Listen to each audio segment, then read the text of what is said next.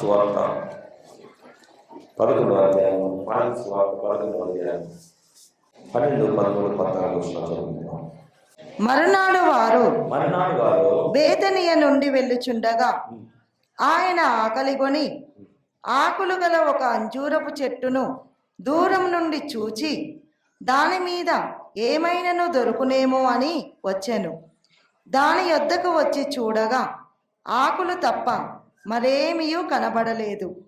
ఎలా అనగా అది అంజూరపు పండ్ల కాలము కాదు. ఈ మాట గుర్తుపెట్టుకోండి.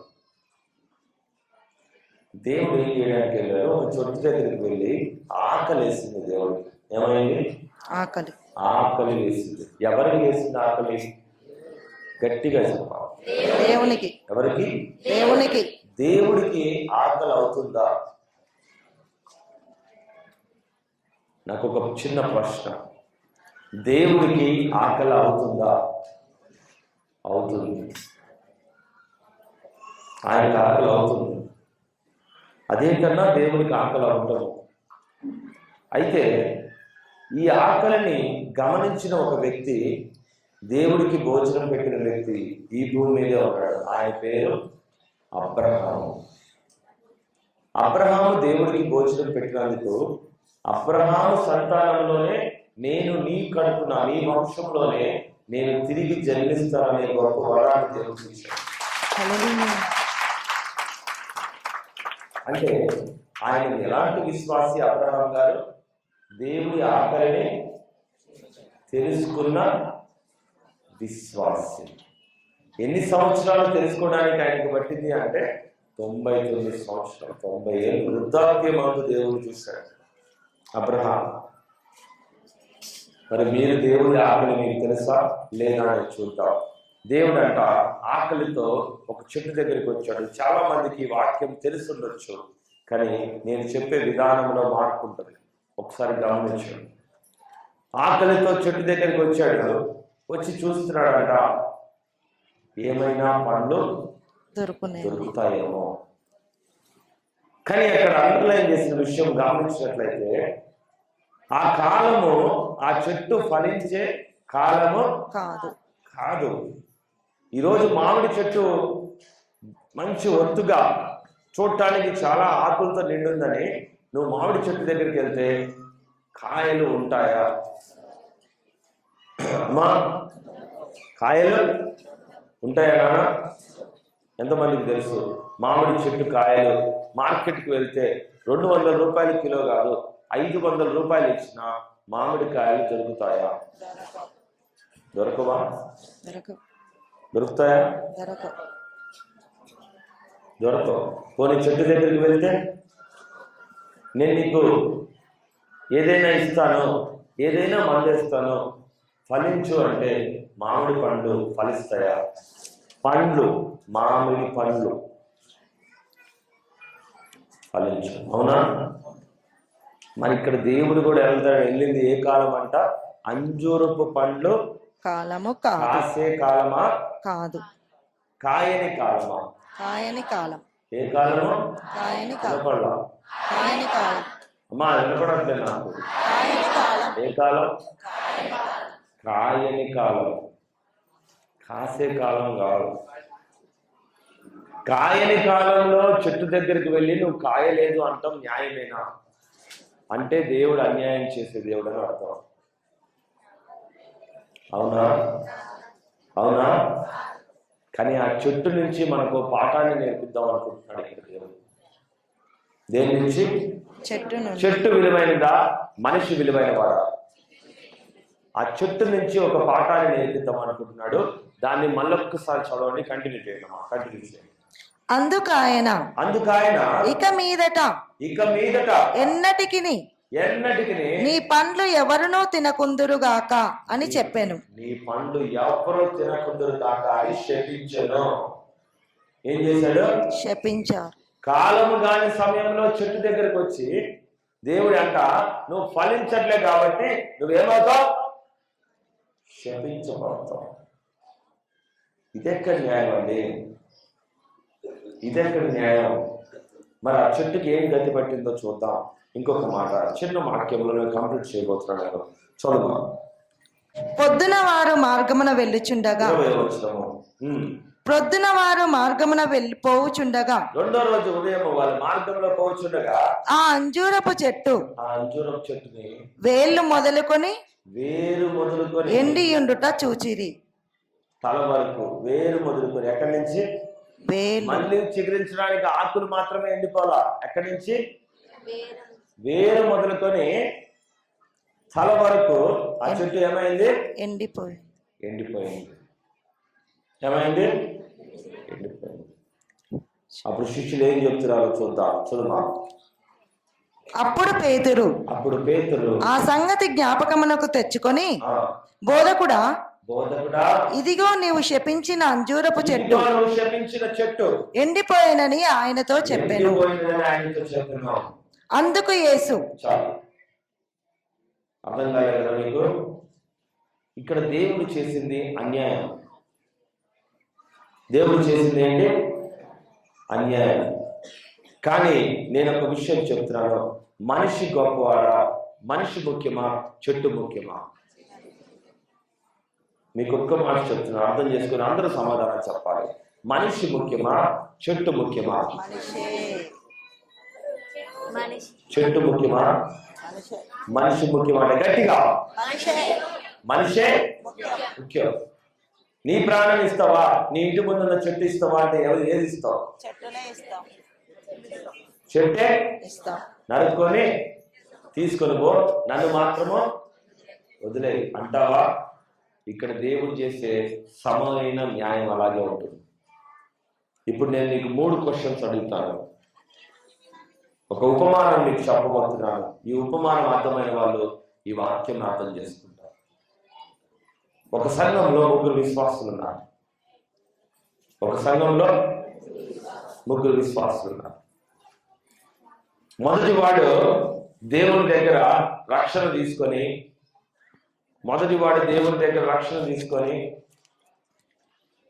రక్షణ తీసుకున్న తర్వాత నేను చెప్పిన మాట రిపీట్ చేయండి. రక్షణ తీసుకున్న తర్వాత ఓన్లీ క్రిస్మస్ కి, నూతన సంవత్సరంలో పండుగకు వచ్చే మంచి నమ్మకమైన విశ్వాసం. ఎప్పుడు?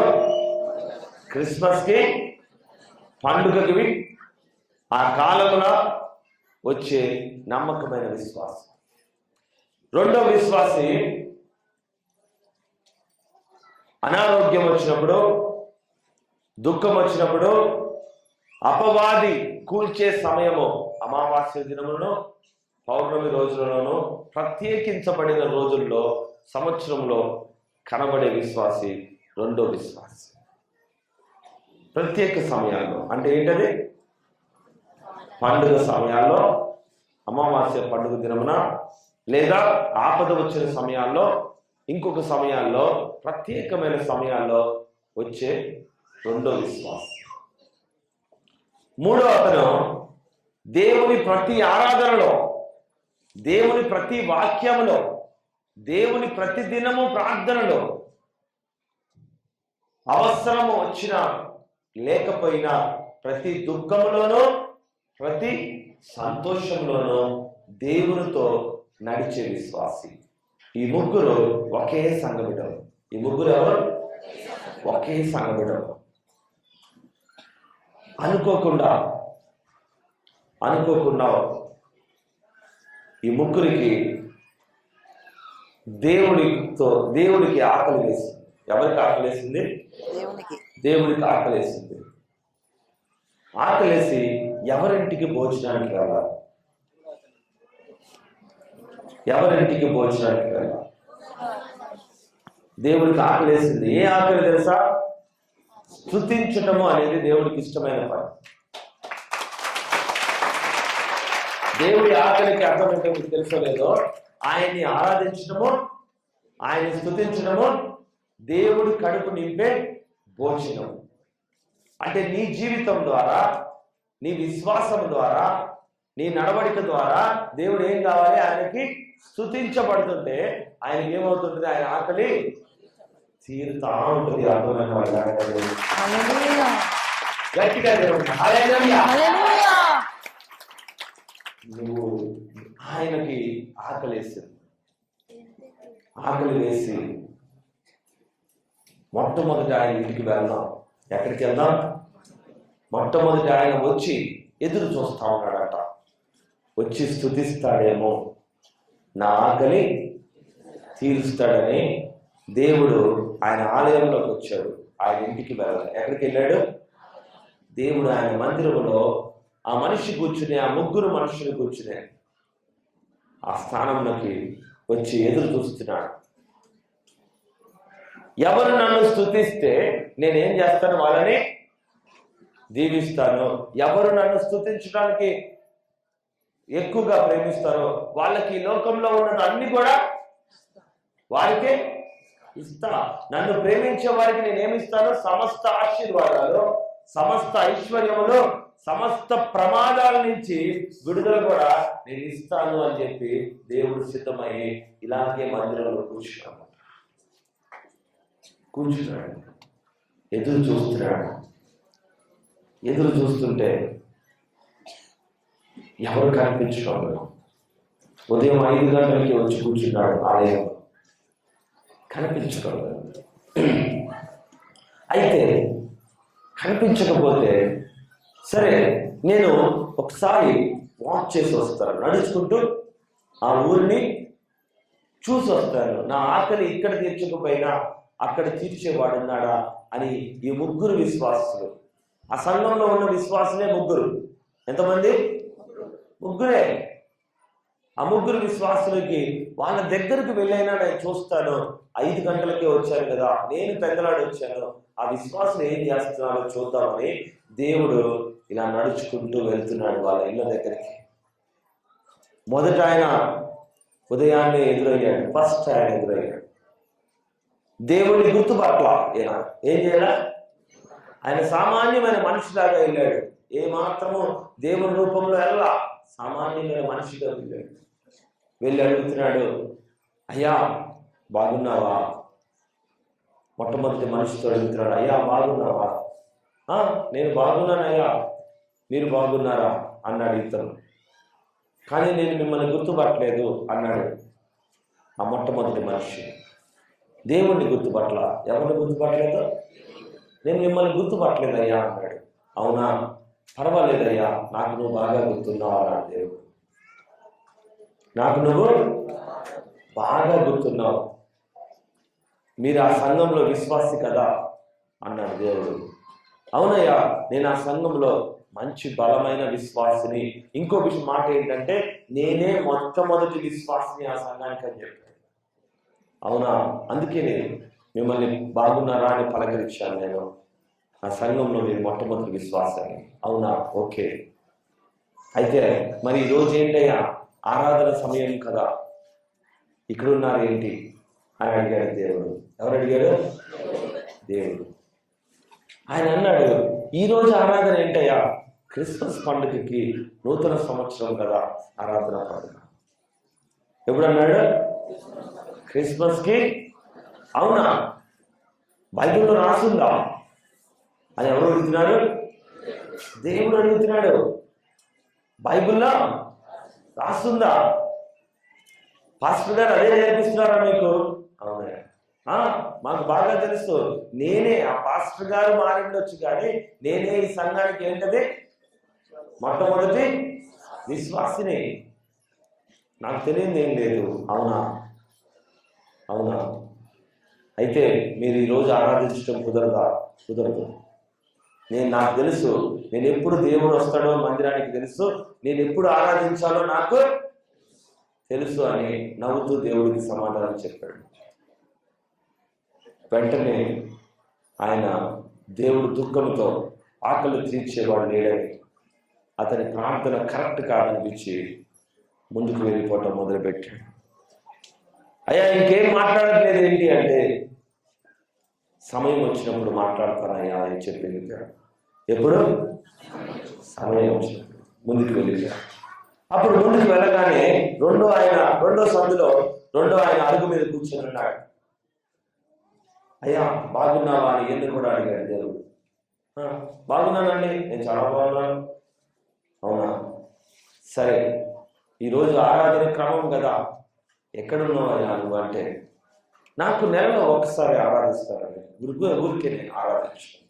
ఎప్పుడు ఆరాధిస్తాను? నెలలో. పాస్టర్ గారు మిమ్మల్ని నన్ను పిలవడానికి పంపించారా అని అడిగారు. ఆ పాస్టర్ గారికి పని లేదు అనుకుంటా, మిమ్మల్ని ఏం చేయడానికి పంపించాడు? నన్ను పిలవడానికి పంపించాడా? దేవుడు వచ్చి బాధతో అన్నాడు, అయ్యా నన్ను ఎవరు పంపించలేదు, నేనే వచ్చా నీతో 2 ముక్కలు మాట్లాడు. సరే నువ్వు వస్తావేమో అని తోడు నాతో పాటు అని అడిగితే, నేను రానయ్యా, నా టైం ఇంకా ఉంది, ఇది 2వ వారమే, 4 వారాల తర్వాత నేను ఏం చేస్తాను? అప్పుడు నాకు రావాల్సింది, నేను ప్రార్థించాల్సింది, నా ప్లేస్లో కూడా చుట్టూ గీత తీసుకొని ఉంటా, నేను వస్తే అక్కడే కూర్చుంటా, అదే ఆ స్థలం చూసే వచ్చా నేను అన్నాడు దేవుడు. సరే ఇప్పుడైతే రాను, నా సమయం నెలలో ఒకసారి ఉంది, ఇంకొకటి నా సమయంలో పండుగ సమయంలో కూడా నేను ఉంటాను. అవునా, సరే మంచిది అని చెప్పి మళ్ళీ మౌనంగా మాట్లాడుకున్న దేవుడు 3వ వ్యక్తి ఇంటికి వెళ్ళి ఆశ కోల్పోయాడు. ఇక దేవుడికి నమ్మకం లేదు. మొదటి 2 ఇలా ఉంటే 3వ వాడు ఇంకెలా ఉంటాడు? తలుపు కొట్టాడు, తలుపులు వేస్తున్నాడు, తలుపు తీయక. మొదటి 2 ఉన్నానంటే 3వ వాడు ఖచ్చితంగా కూరుపాట్లు పడుకుంటూ లేకపోతే నిద్రపోతున్నాం ఉంటాడని అనుకున్నాడు దేవుడు. ఏం చేస్తుంటాడు? కూరుపాట్లు పడుకుంటూ నిద్రపోతున్నా, ఒళ్ళు వేసుకుంటున్నాం, ఇది ఇంకా అలాగే ఉంటాడు, ఇది బతికింతేనేమో అని అనుకున్నాడు దేవుడు. చూస్తే ఆ ఇంటికి తాళం వేస్తుంది. ఏమేస్తుంది? అప్పుడు ఇక కోపం ఎవరి మీదకి వచ్చింది తెలుసా దేవుడికి? ఎవరి మీదకి? 3వ వ్యక్తి మీదకి వచ్చిందా? లేదు, పాస్టర్ మీదకి వచ్చింది. ఎవరి మీదకి వచ్చింది? సేవకుడి మీదకి వచ్చింది. నేను నీకు చెప్పింది ఏంటి, నువ్వు చేస్తుంది ఏంటని ఆ సేవకుడు సంగతి చెప్తామని దేవుడు త్వరగా మందిరానికి వచ్చాడు. అక్కడ సేవకుడు కూర్చొని కన్నీటి ప్రార్థన, ఎదురుగా కన్నీటి ప్రార్థన, కన్నీరు విడుస్తూ ఉన్నాడు. విడిచేటప్పుడు ఒకే ఒక్క వ్యక్తి ఆయన ముందు కూర్చొని ఆయనతో పాటు దేవుని స్తుతిస్తూ కన్నీరు విడుస్తున్నాడు.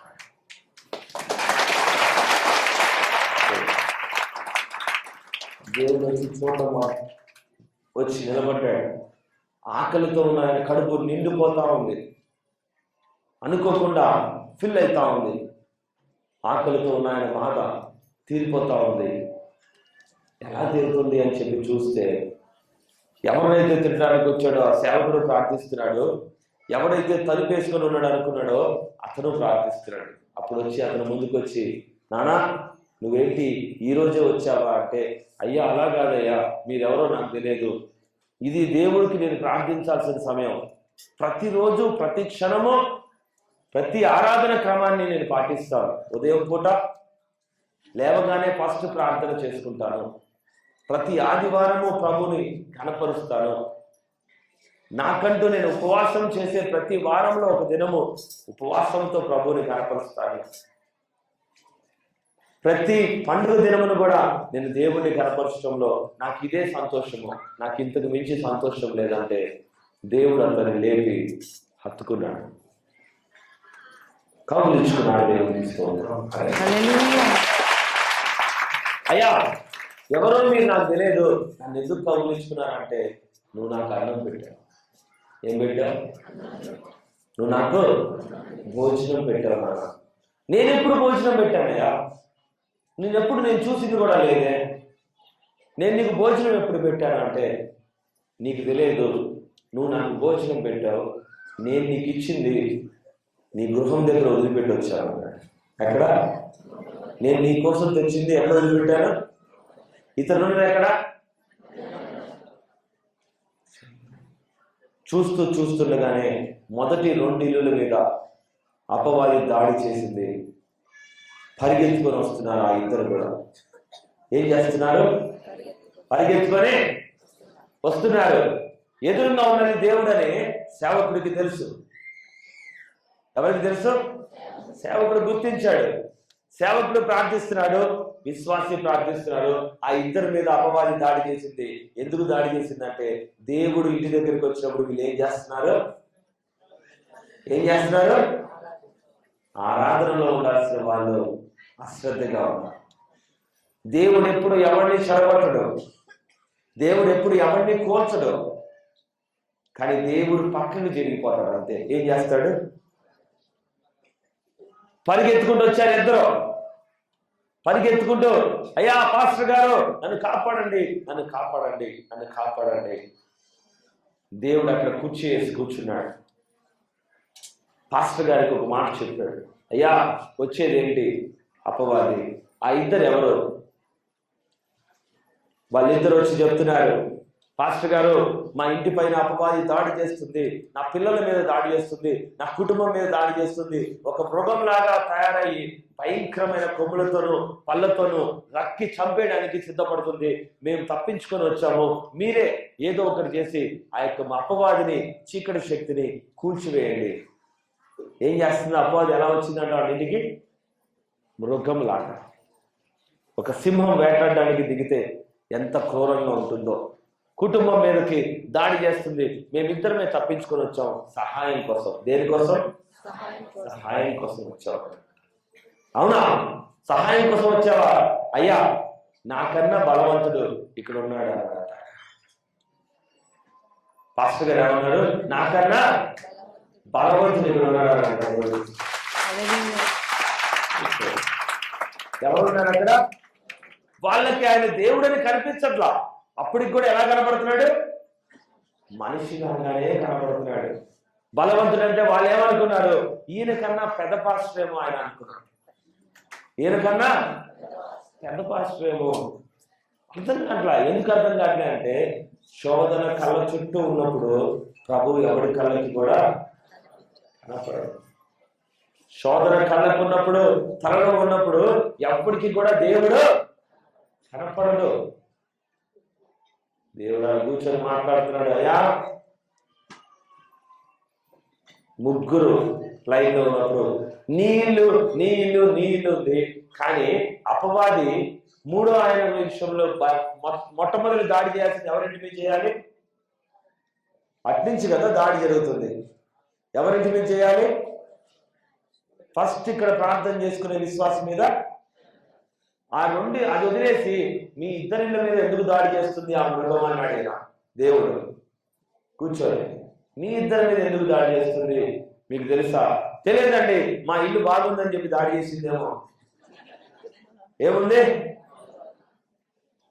వాడు ఇక్కడే ఉన్నాడు, మేము అక్కడ ఉన్నాం, మా ఇల్లు బాగుందేమో అంటే ఆహా ఇంకా మీకు అర్థం కావట్లేదా? అర్థం కావట్లేదు. అయ్యా మీరే పెద్ద అని చెప్పి మా పాస్టర్ గారు చెప్పారు, నన్ను కాపాడండి అని మొట్టమొదటి వ్యక్తి వచ్చి మాట్లాడాడంట. ఎవరు?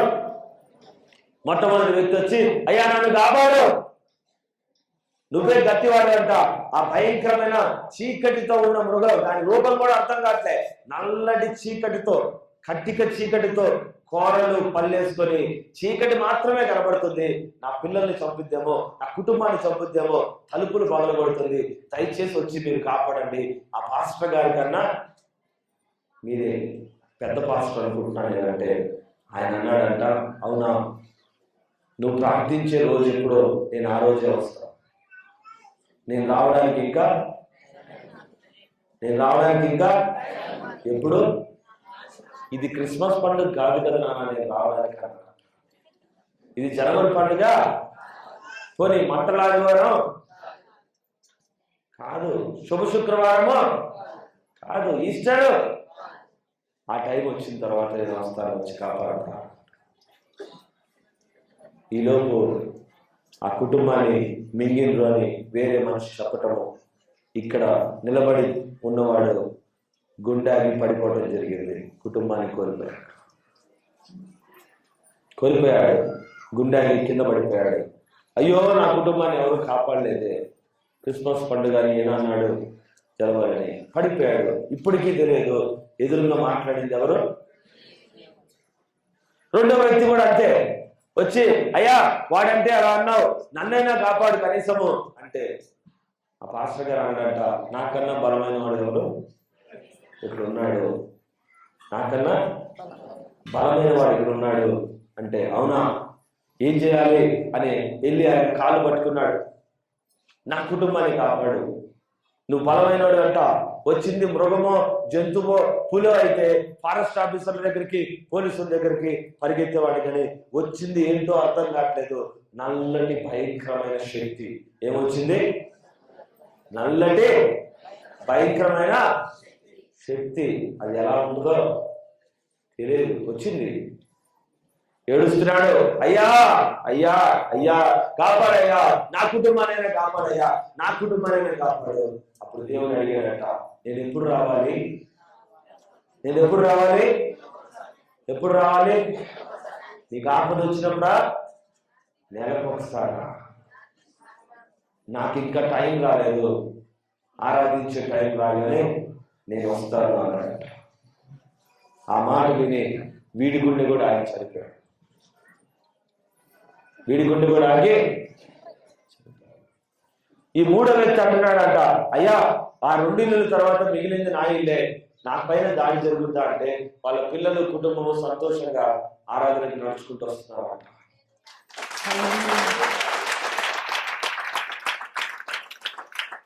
దేవుడు చెప్పాడు, నేను నీకు మాట చెప్పాను కదా, నేను నీకు ఇచ్చే బహుమానం ఎక్కడుంది? నీ గుమ్మం ముందు ఉంది. నేను నీకు ఇచ్చే బహుమానం ఎక్కడుంది? నువ్వు నా ఆకలి తీర్చినందుకు నేను నీకు ఇచ్చే బహుమానం ఎక్కడుంది? నీ ఇంటి ముందు ఉంది అని నేను చెప్పాను కదా. నీ ఇంటి ముందు నా సైన్యాన్ని ఉంచాను, అపవాది రాకుండా. నీ ఇంటి ముందు ఎవరు వచ్చారా? గట్టిగా దేవుని చూపిద్దా, మనుషులు రాకుండా గట్టిగా. నీ ఇంటి ముందు నా సైన్యాన్ని ఉంచాను, అపవాది ఇల్లు కానీ పిల్లలు కానీ ఆకలేదు.